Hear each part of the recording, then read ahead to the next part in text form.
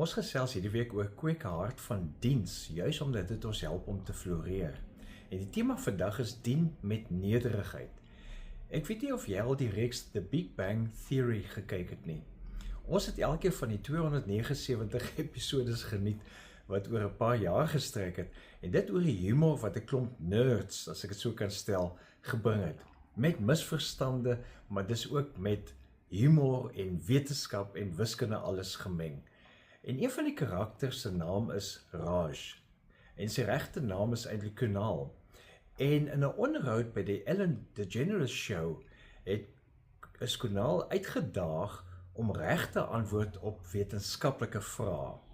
En vir elke regte antwoord sou daar $1000 gegee word vir kankernavorsing.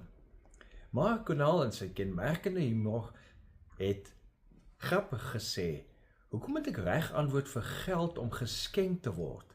Gee dit sommer." Nou ja, ek het ook dit gedink, dit is eintlik 'n baie skitterende opmerking.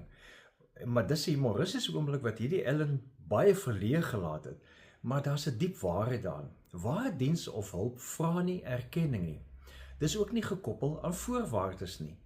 Dit vloei uit 'n hart of 'n gesindheid van nederigheid. Nederigheid is kenmerkend van 'n hart van diens.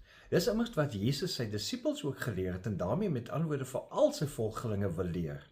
Ons lees in Markus 10 vers 45. Die Seun van die Mens het ook nie gekom om gedien te word nie, maar om te dien en sy lewe te gee as losprys vir baie mense. Nou Jesus kon as koning van die heelal net eenvoudig beveel het, almal moet hom dien.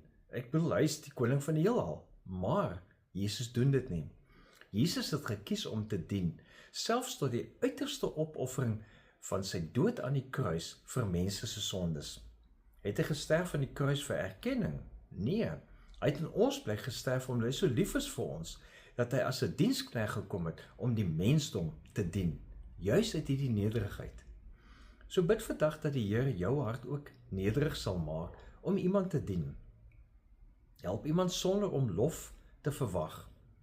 Byvoorbeeld, ek het sommer gedink aan help 'n ouer persoon om pakkies in die motor te pak. Dalk loop jy so iemand raak. Of dalk kan jy 'n opbeurende gesprek met 'n jonger persoon hê.